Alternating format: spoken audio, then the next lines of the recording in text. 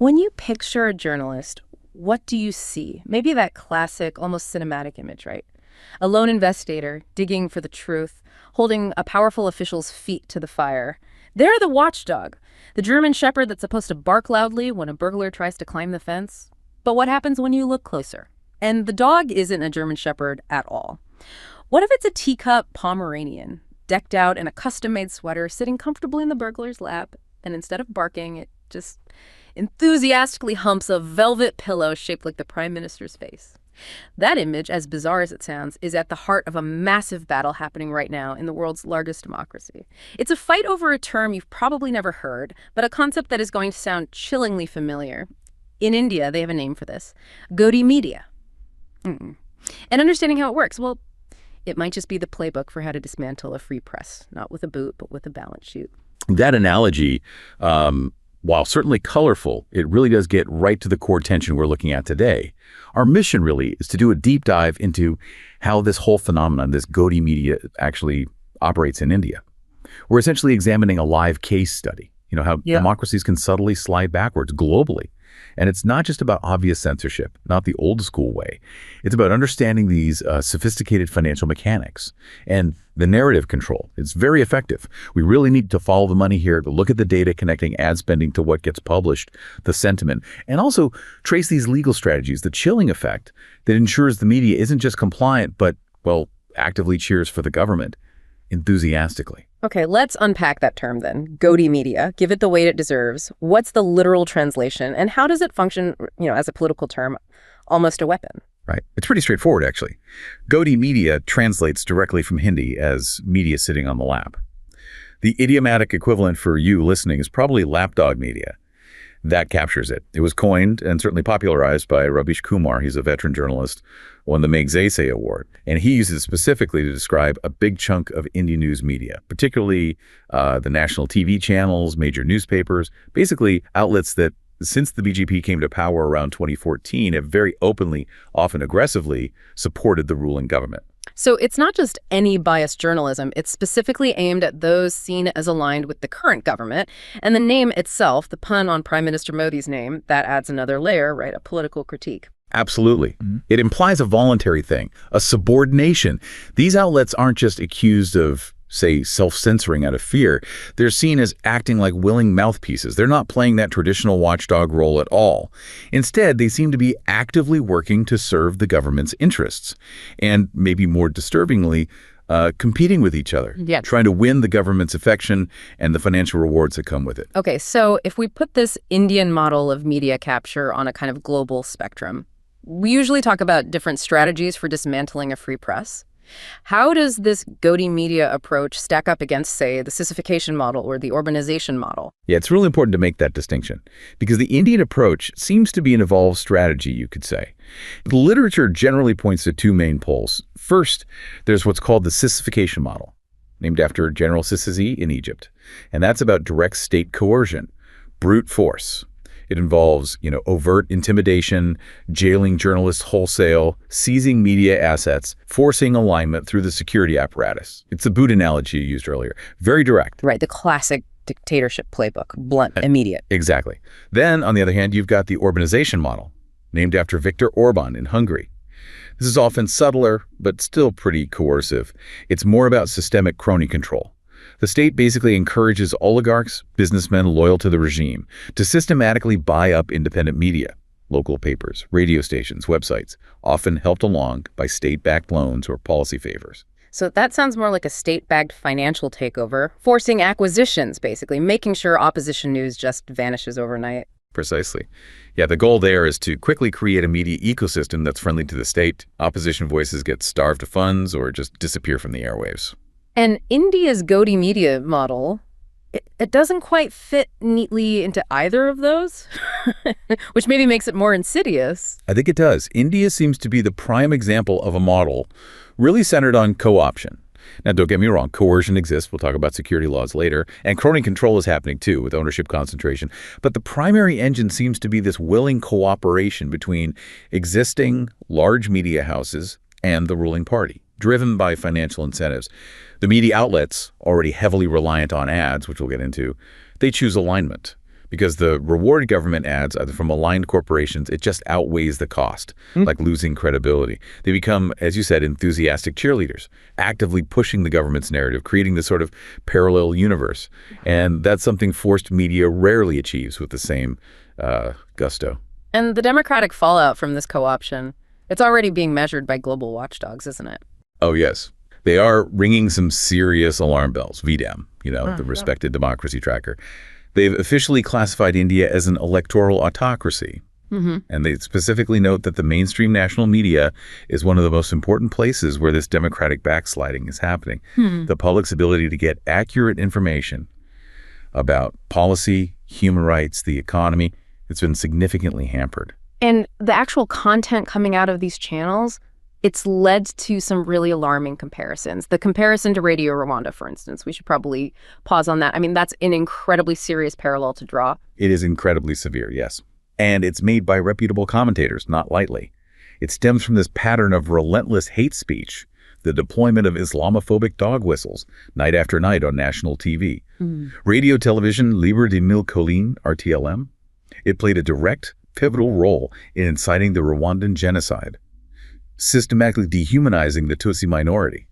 The comparison suggests that some mainstream Indian channels are playing a similar role, fueling hyperpolarization, normalizing hate speech, often using identical tactics, repetition, fabrication aimed at creating an internal enemy. That perceived level of institutional breakdown, it means normal political engagement just isn't working, right? We're even seeing the opposition parties taking quite drastic measures. Yes, exactly. The opposition coalition, the NDA alliance, they basically acknowledged that impartiality has collapsed. They staged this very public, coordinated show of no confidence. They decided to boycott 14 specific news anchors. 14 specific individuals. Yes. Refusing to send any party representatives onto their shows, period. They effectively declared these journalists and their programs politically compromised, untrustworthy. And that's a powerful symptom, isn't it, of a broken fourth estate, where political dialogue can't even happen in that captured media space anymore. Okay, let's pivot now to the core of it, the financial mechanics. This is where the story really shifts from political critique to, well, business analysis. And it helps explain why the system was maybe vulnerable to begin with, that structural weakness of the ad-driven model. Yes, this vulnerability is absolutely foundational. Historically, Indian media, it just never developed that strong reader-funded subscription model you see in some Western democracies. It's always been overwhelmingly driven by advertising. Now, initially, this made news very accessible, very cheap, which was crucial for a developing democracy, right? But it created this inherent structural dependency on the advertiser, whether that's a corporation or the government itself. And that dependence then shapes what gets covered. Who counts as a profitable audience? Absolutely. The content follows the money. Think about rural India. Around 70% of the population lives in villages, but you see disproportionately little rural news in the big national outlets. Why is that? Because the affluent urban consumers. They're the audience the corporate advertisers want, the ones buying cars, electronics, fancy goods. So the media's editorial decisions get warped right away by this commercial need. There's that famous, quite chilling quote from a major media controller, Vineet Jain. He reportedly said, "We are not in the newspaper business. We are in the advertising business." Wow. That quote really lays it bare. The product isn't journalism, it's the reader's attention sold to advertisers. Okay, so what happens when you add the government's power into this already, let's say, flawed model? Well, when the government or government-aligned public sector companies step into the market as the main client, the scale just becomes overwhelming. Government entities immediately gain huge leverage because of the sheer volume of their spending. I mean, the numbers we have are pretty stunning. In the data set analyzed, government entities, central state agencies, public sector undertakings, PSUs, they contributed about $1.02 billion in print advertising alone. Over $1 billion just from government sources. How does that compare to the private sector? It actually exceeds the private sector spend in that data set. Corporate advertisers in the same period spent around $890 million. So the public sector, the various government agencies, they are the single biggest financial patron of print media in India, outspending the entire corporate market combined. That gives the government enormous structural power. Let's drill down on some specifics because the raw numbers are quite staggering. They illustrate that leverage. Okay, take the federal government on its own. It spent roughly $270,000 USD on average every single day on ads during the 2019-20 fiscal year. $270,000 a day. Yes. And that's just the federal outreach. It doesn't even include the vast amounts spent by all the different state governments. Just imagine the consistent revenue stream that provides to major media houses, almost regardless of their performance or journalistic quality. And it seems some state governments really prioritize this kind of image spending, even during public crises. That's precisely what the data suggests. Look at Uttar Pradesh, India's most populous state. It's run by the BJP. They reportedly spent $20 million USD just on TV ads in one single year, April 2020 to March 2021. And that time frame is crucial. It is, because that was right during the peak of the devastating second wave of COVID-19. When hospitals were desperate for oxygen, public health infrastructure was collapsing. The state government was prioritizing spending $20 million to project its image and achievements via TV ads. That's a really stark illustration of the trade-off, propaganda potentially prioritized over urgent public health needs. What about the rate of increase? Does this spending just shoot up when a party takes power? It absolutely seems to. And interestingly, regardless of which party is in power, it shows how useful media spending is politically. Take the Delhi state government, run by the Aam Aadmi Party. Its ad spending reportedly increased by over 4,273% in the 10 financial years ending 2021-2022. 4,000%. Yes. That kind of exponential growth across different political administrations, it confirms that advertising has become the go-to method for political communication. It makes the political entity the most valuable client a media house can have. Okay, so if the government is the biggest, best client, how do they actually use this money to control a narrative? There has to be a mechanism. The main mechanism is the lack of transparency. There's just no clear, impartial, established method for how the government's huge ad budget gets divvied up among media companies. I mean, if the goal was purely public outreach, you'd expect ads to flow based on audited circulation figures, maybe ratings, right? Logic. But because the money can be handed out arbitrarily, with no clear link between an outlet's actual reach and the ad money it gets, well, that money becomes a powerful weapon in the government's hands. Meaning they don't even have to make direct threats. The media houses just anticipate the consequences, punishment or reward. Exactly. It makes punishment by withdrawal incredibly effective. For instance, just before the 2019 general election, there were widespread reports, credible reports, that the government froze advertisements to 3 major newspaper groups: Bennett and Coleman, the ABP Group, and the Hindu. Why? Allegedly for running journalism considered critical. An action like that sends an electric shock through the whole industry. Critical coverage means risking a financial freeze. And for an ad-dependent company, that could be devastating. And then there's the most blatant form of co-option, when media companies actually sign contracts to act like PR firms. Yes, we have documented evidence of that explicit trade-off too. The southern state of Andhra Pradesh, ruled by a regional party. They formalized an 80 million rupee contract with Media Group, and the contract specifically obligated that group to improve the image of the state and its leaders on the national stage. Oh, wow, literally written down. Explicitly. This isn't subtle influence anymore. It's a contractual obligation for the media outlet to function as a propaganda wing, completely abandoning any pretense of independence in exchange for cash. This is the balance sheet directly overriding the basic principles of journalism. We've mapped out the economic dependency pretty clearly. Let's shift focus a bit to the institutional level, because this financial reliance is only really possible due to deep structural flaws within the media industry itself, right? What's the single biggest internal failure that enables this kind of capture? I'd say the biggest institutional flaw, almost universally, is the absence of a firewall. That's strict separation between the revenue side, the people selling ads, and the editorial side, the journalists deciding what gets published. In any healthy democratic media system, you absolutely need that separation. The church and state divide, they call it. It's meant to ensure editorial decisions are immune to financial pressure. But in India, those firewalls are either porous or just non-existent. So the immediate pressure to land big government or corporate ad deals directly compromises editorial independence. It makes the entire organization fundamentally vulnerable to manipulation from the state or powerful advertisers. And this vulnerability gets amplified by the heavy concentration of media ownership in the hands of these huge tycoons who often have massive diversified business interests outside media. Yes, that's a critical multiplier effect. When ownership is concentrated, controlling the narrative becomes much easier. You only need to influence a handful of powerful individuals, and these individuals often have huge political exposure through their other businesses: real estate, infrastructure, telecom, you name it. We saw a very stark example recently when Gautam Adani, His conglomerate relies heavily on state infrastructure contracts, right? When he acquired NDTV in 2022, which was once seen as a key independent national news channel, its editorial stance visibly softened almost immediately. A clear signal. A very clear signal that the broader business interests were taking precedence over journalistic independence. And the Ambita Reliance Industries Group. That represents an even bigger network of control. Oh, absolutely. Mukesh Ambani, known for his close ties to the Prime Minister. His Reliance Industries Group owns something like more than 70 media outlets now, reaching at least 800 million Indians. That's an enormous reach. And when these media owners run conglomerates with sprawling interests across all sorts of regulated industries, where government licenses and policy decisions can literally make or break a multi-billion-dollar project, well, the media outlet just becomes another tool in the toolbox. The owner simply doesn't want to clash with the government because it endangers their primary, much more valuable business interests elsewhere. And we have specific stories that prove this editorial surrender, don't we? Tell us about that Outlook magazine case. Yeah, that case really illustrates the direct line from corporate interest to censorship. A former editor at Outlook magazine. They lost their job almost immediately after publishing a cover story that was highly critical of the Modi government. Immediately after? Yes.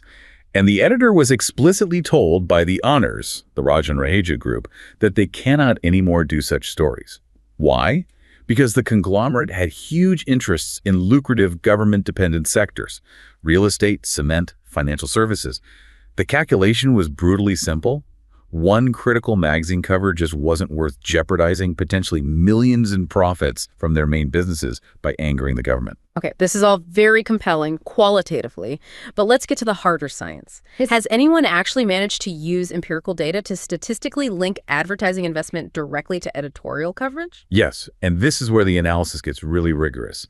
Researchers conducted a sophisticated type of statistical analysis called panel regression, essentially linking advertising investment to editorial outcomes, things like the sentiment or tone of articles and just the sheer number of articles published. But before we dive into the results, we probably need to quickly clarify two key metrics they used. It helps understand the findings. Good idea. Let's break that down quickly. First, on the investment side. How did they measure the power of the ad money, not just the amount? Right. They didn't just count the total dollars or rupees spent. They developed something called the weighted ad ratio. And this ratio is crucial because it accounts for the quality and placement of the ad. It's not just volume. It's about premium placement. An ad on the front page or the third page or the back page, these are known premium locations. It costs way more and is given greater weight in this ratio than, say, a tiny legal notice buried deep inside the paper. By weighting the spending based on this placement cost, the ratio more accurately captures the advertiser's real intent for visibility and impact. Okay, that makes sense. Measuring the cost of buying attention, essentially. And on the other side, the editorial outcome. How do they measure that quantitatively? They used a sentiment score. This score is basically a numerical measure of the emotional tone of an article related to the advertiser. They use sophisticated text analysis tools to assign a value ranging from highly negative to neutral to highly positive. So by combining these two, the weighted ad ratio and the sentiment score, they could see if higher, more premium ad investment correlated with more positive coverage or more negative coverage, or just more coverage overall. Okay, metrics established. Let's start with the corporate side, the private sector advertisers. What did the data show unequivocally about their ad spending versus the coverage they received? For corporate advertisers, the evidence was really robust. There's a statistically significant positive correlation between their weighted ad ratio, their premium ad spend, and favorable editorial coverage, meaning the sentiment score. So more money buys better press. Essentially, yes. When controlling for all other factors, the data confirmed it.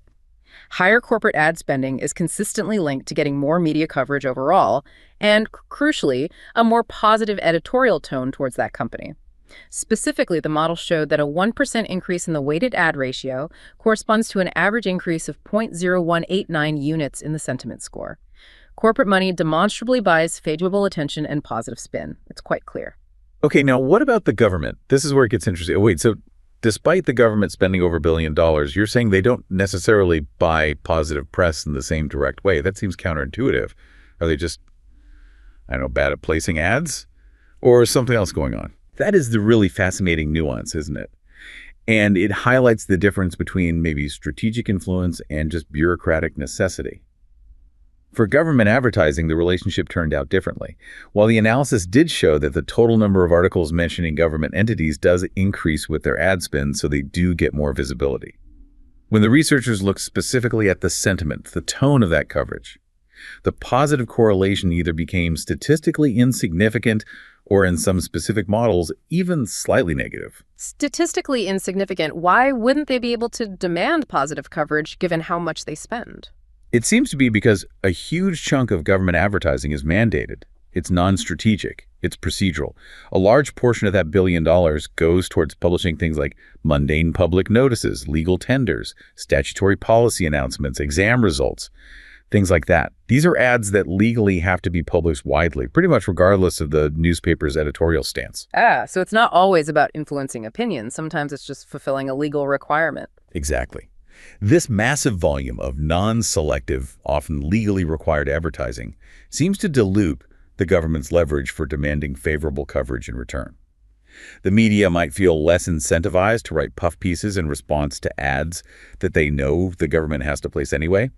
In fact, if a paper is running a government tender notice on one page and a critical investigation about government corruption on another, well, statistically, the neutral or negative articles might cancel out any positive sentiment effect from the ad money. So the corporate strategy is laser-focused on impact and positive image, while the government strategy is often more about meeting legal requirements and just getting the information out broadly. Precisely. And you can actually see this difference reflected in the physical placement of the ads, too. Corporate advertisers, they prioritize visibility and impact. The data shows they concentrate a significant chunk, 31.6% of their budget, on those premium high-cost pages, front page, page 3, back page, and they use big, high-impact formats, full-page, half-page, quarter-page ads, designed for immediate visual punch. And the government. Prioritizing dissemination means cheap and wide distribution. Correct. The government prioritizes dissemination. Their ads overwhelmingly appear on non-premium pages. 88.4% of their placements were outside those expensive spots, and they mostly use smaller ad formats. Around 85% of their ads took up less than 10% of the page area. Their goal seems to be broad, low-cost visibility, consistent with bureaucratic mandates to spread public info widely. It's less about targeted emotional engagement or maximizing positive spin compared to the corporate approach. This strategic difference helps explain why corporate money shows a clearer link to sentiment control than the sheer volume of government spending does. Okay, we've covered the financial levers, the economic handcuffs. Now we need to turn to that second really powerful mechanism of control, fear. This whole concept of the chilling effect, the psychological deterrence of free speech, seems to have been really honed in India. Yes, the chilling effect is a fundamental concept, really, in democratic legal theory. It describes how people get restrained from exercising their rights like free speech. Not because there's a direct ban, but because they fear the indirect consequences. If the government uses vague laws or frequently prosecutes dissenters, even if they don't win every case, the natural reaction for many is just self-censorship. Better safe than sorry. And this fear is directly rooted in government actions, specifically using these quite severe security laws against critical reporters. Precisely. We see the government wielding these powerful, often decades-old security and anti-terrorism laws. Things like the UAPA and the Unlawful Activities Prevention Act and the Sedition Law, Section 124A, they're used to create an incredibly risky environment for doing critical reporting. This is the coercive element we mentioned, the boot, that often complements the balance sheet approach.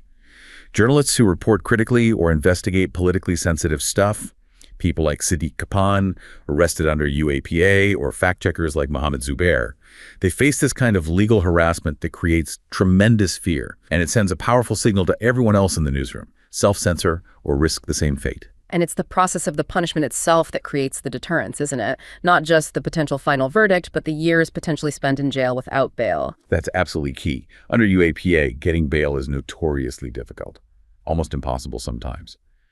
So a journalist charged under UAPA, or even injudiciously under sedition, they often face months, maybe years of detention just waiting for trial, even if they're eventually acquitted. The penalty for being critical, therefore, isn't just a fine or a slap on the wrist. It's potentially the destruction of their career, their family life, their liberty, through this prolonged, often seemingly arbitrary detention. The threat of life imprisonment under sedition, even if the case gets thrown out years later. Right. That's more than enough to substantially chill free speech. And we've seen the sedition law applied really broadly, haven't we, against seemingly minor acts of dissent, which expands that chilling effect way beyond just professional journalists. That's right. the sedition law. While the Supreme Court has tried to limit it, saying it should only cover speech that incites imminent lawlessness, it often gets applied far more broadly by local authorities on the ground. We have examples like sedition charges being filed against a school in Karnataka just for staging a play about the controversial Citizenship Amendment Act, the CAA. A school play. A school play. Or charges being leveled against scores of anti-CAA protesters in Uttar Pradesh. When a school play or a peaceful street protest can potentially land you with sedition charges, the message is pretty clear. Any criticism, however seemingly benign, carries an unacceptable level of legal risk. And this fear, it extends beyond physical arrests and legal cases, right, into the digital world, the constant threat of surveillance. Yes, that's another layer. The Ministry of Home Affairs authorized 10 different investigating agencies, including the Intelligence Bureau, the CBI, to intercept, monitor, and decrypt any information stored on any computer resource. Now, to critics, this grants basically unfettered power for mass surveillance. And given that almost all journalistic investigations, source communication, internal newsroom discussion, it all happens digitally now, this power acts as a huge deterrent. It infringes on free speech, on privacy. It makes people afraid to voice critical thoughts online, fearing scrutiny from these agencies. Okay, let's flip to the other side of narrative control. It's not just about silencing dissent, but also about actively propagating specific government narratives. The Godi media seems particularly adept at this, using almost Goebbelsian tactics repetition, emotional manipulation, creating enemies. It appears to be a very deliberate and frankly effective strategy, aimed at radicalizing parts of the majority population, maximizing polarization. The primary focus often seems to be the relentless amplification of these specific jihad narratives, designed explicitly to demonize the Muslim minority, painting them as internal threats to national security, public health, social cohesion. Can you give us some of the most notorious examples, these manufactured jihad narratives that got amplified? Well, one of the most dangerous examples happened during the 2020 COVID-19 lockdown. We saw prominent Indian television anchors amplifying this baseless idea of corona jihad, accusing Muslims of intentionally spreading the virus. Just baseless accusations. Completely baseless, but repeated constantly. And this concept has kind of metastasized since then into various forms. There's love jihad, this alleged conspiracy theory about Muslim men systematically converting Hindu women through marriage. We've heard flood jihad, blaming Muslims for natural disasters. And even more recently, things like gaming jihad. Gaming jihad. That sounds almost absurd, but I assume the intent behind it is deadly serious. It is serious, yes. And it shows the relentless creativity of this propaganda machine. High-profile anchors, like Sudhir Chaudhary, actually coined gaming jihad, claiming Hindu teenagers were being lured into converting to Islam through interactions on online gaming platforms. He also famously broadcast this large chart detailing various types of jihad, including things like population jihad, the old trope alleging a demographic plot to outnumber Hindus, and Mazar jihad, claiming Muslims are illegally seizing public land by designating it as Islamic graves or shrines. These are highly specific, very emotionally charged terms, amplified night after night to ensure they penetrate public consciousness and deepen divisions. And this domestic narrative warfare, it's actually spilled across borders now, hasn't it? Causing tangible international fallout, which suggests it's seen externally as a state tool. That's a really key point, the international recognition of this capture. During a recent diplomatic spat between India and Canada, the Canadian government publicly flagged posts and news reports from what it specifically termed Modi-aligned media. They accused these outlets of launching a vitriolic campaign against Canadian Prime Minister Justin Trudeau. Wow. Canada calling it out directly? Directly. And Canada even went so far as to classify the reporting from these specific Indian outlets as potential foreign interference in Canada's federal elections. Good. Very square. That confirms that key parts of the Indian press are now viewed internationally, not as independent media, but as instruments of state narrative control. Instruments of influence. Okay, the scale of this financial capture and narrative weaponization, it sounds immense. If the mainstream media, the corporate media, even parts of the state media are operating like this, let's quickly run through that lineup again, the ones often cited. Yeah, the list critics often point to includes channels like Times Now, Republic TV, News 18, Z News Ashtalk, and NDTV post-2022 after the Adani takeover. Plus, digital outlets like Opindia, they're often accused of operating almost like a unified front. So if that's the situation, where does resistance come from? Where does the public potentially get an alternative view? Right, because India is definitely not fully Orwellian. There's resilience. And it comes primarily from independent journalists and, crucially, fact-checkers. Before we get to them, let's touch on that specific case involving the public broadcaster, because that seems to signify capture right at the institutional heart. Yes, the appointment of Sudhir Chaudhary to Doordarshan, India's taxpayer-funded public broadcaster, was deeply concerning for many observers. It really represented state-sponsored journalism taking hold. Chaudhary, a figure repeatedly accused of spreading misinformation and hate narratives. He was given this primetime slot with a reportedly staggering annual salary package, something like 15-18 crore. Funded by the taxpayer. Funded directly by the taxpayer. This massive salary for this particular figure solidified the perception for critics that the public broadcaster itself was being co-opted for partisan political ends. And his debut show pretty much immediately highlighted the problem, didn't it? It did, almost perfectly. His very first show, Decode, aired on May 15th, 2025, and it featured what was immediately proven to be a fake video. The segment falsely claimed to show Indian air defense systems successfully intercepting Pakistani attacks.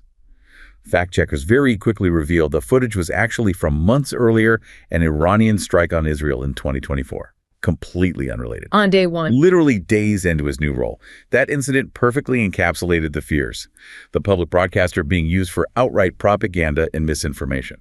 Okay, so if that's the captured media, where does the public turn for reliable information? This is where the fact-checkers and the independent journalists really become central to the story, right?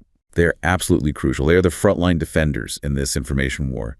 Organizations like Alt News, co-founded by Pratik Sinha and Mohammed Zubair, they're globally recognized now for consistently, meticulously exposing fabrications spread by the dominant channels and online networks. Their work provides the hard evidence needed to push back against the manufactured narratives. And they seem incredibly effective, at least at forcing some accountability, even if it's just getting a false story taken down. Their persistence does force action, yes. They frequently document instances where major channels misrepresent political events or deliberately inflame communal issues. For example, Alt News caught Times, now spreading another fake video just in May 2025, and they forced the channel to delete its social media post because of the immediate evidence-based backlash online. This ability to verify information and publish the truth quickly, it's essential for keeping any semblance of a pluralistic media landscape alive. And finally, it seems the very dominance of this Godi media has, maybe ironically, spurred the growth of a whole counter ecosystem. Yes, exactly. The market for truth, for critical reporting, it still exists. The vacuum created by the captured mainstream media has fueled the rise of a really robust ecosystem of alternative, mostly internet-based media. Outlets like The Wire, Scroll.in, Newslaundry, they're often staffed by very experienced journalists, many whom actually left mainstream outlets after 2014 because the environment became too stifling for independent work.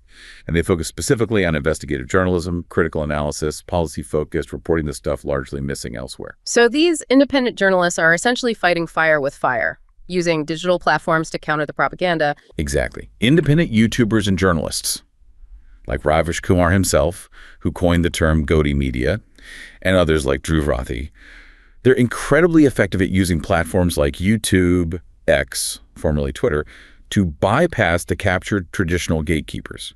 Ravish Kumar's YouTube channel, for instance, saw huge growth in viewership in 2024 after he left NDTV.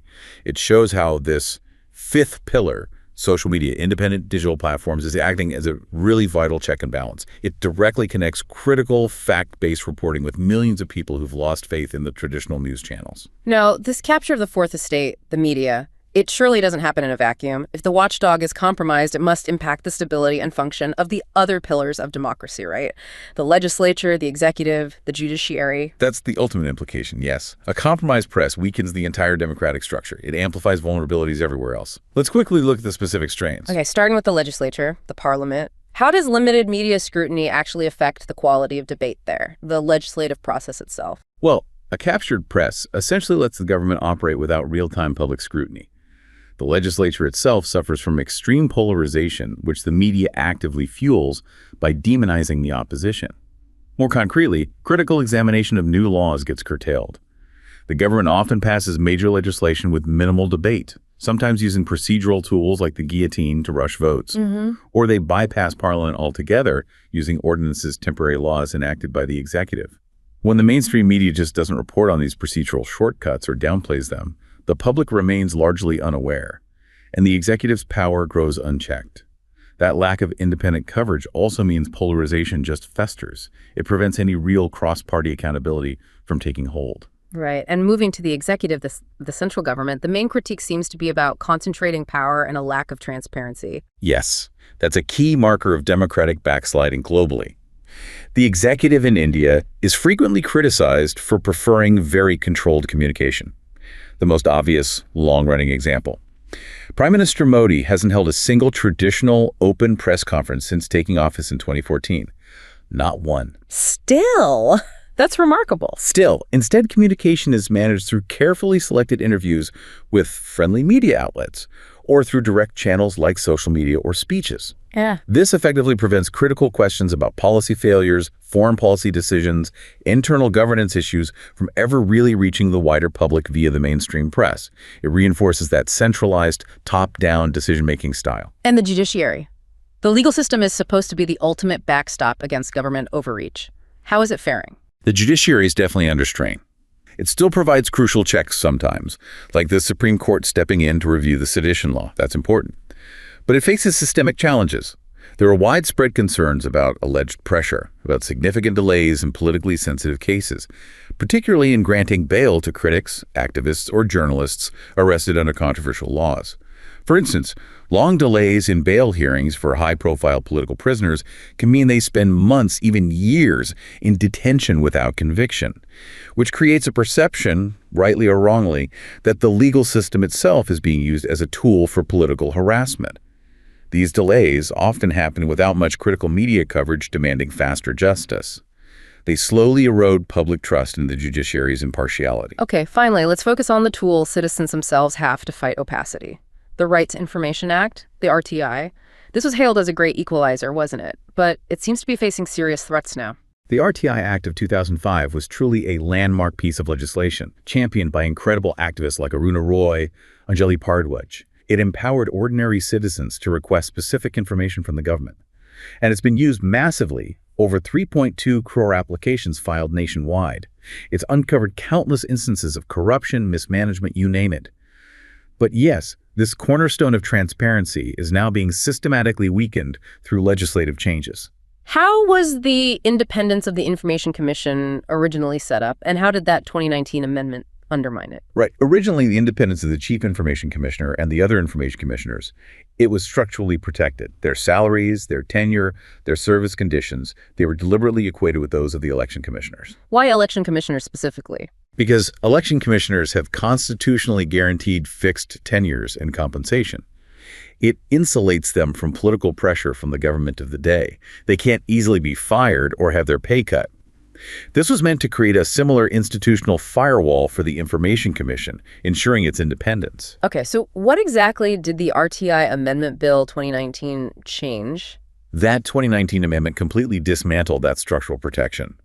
It explicitly gave the central government the power to decide the salaries, the tenure, and all service conditions of the information commissioners. So the government now controls their jobs and pay. Entirely. Critics immediately slammed it as the RTI elimination bill. By putting the career prospects, the pay packet, the job security of the commissioners entirely at the discretion of the executive, the very body they're supposed to hold accountable. The amendment fundamentally guts the independence of the Information Commission. It risks turning it into just another government department rather than an independent watchdog for transparency. That really does sound like the next logical step in institutional capture. If you can't control all the news, maybe control the source of official information itself. What's the human cost for the people on the ground, the activists trying to use RTI to fight for transparency? The risk is profound, sadly. RTI activists face immense danger, harassment, intimidation. The numbers are horrifying, really. Reports indicate that somewhere between 65 and 80 RTI activists have actually been killed since the act came into force in 2005. Killed for filing information requests. Killed, and hundreds more have faced violent attacks or serious threats. This incredibly dangerous environment, combined with the systemic weakening of the act itself, it makes seeking the truth through official channels a highly perilous and increasingly difficult task. It reflects a broader systemic aversion to public accountability and transparency within parts of the government. So this deep dive into the Godi media playbook, it paints a pretty comprehensive and frankly frightening picture of how media capture can work. We've synthesized, what, three core mechanisms. First, that overwhelming economic dependence on government and corporate ads, which we saw is statistically proven, at least for corporate money buying favorable coverage. Second, the deep structural flaws, concentrated ownership by tycoons with other interests, and that crucial lack of firewalls between business and editorial. And finally, the chilling effect. Using harsh laws, surveillance, and relentlessly pushing these hate narratives to crush dissent and just encourage widespread self-censorship, it really is designed to create a kind of parallel reality. It is. And India's experience, I think, offers a really chilling lesson for democracies everywhere, especially those facing populist pressures. The subtle erosion of press independence, primarily through the balance sheet financial co-option, exploiting institutional flaws, it's far more insidious, much quieter than overt old-fashioned censorship. Leaders don't necessarily need to seize the printing presses anymore if they could just control the revenue streams and influence the owners. This model makes the press complicit, an active participant, rather than just a passive victim. Ultimately, I think the fight to protect journalistic integrity anywhere in the world requires us to recognize a fundamental truth. There is no free press without economic independence.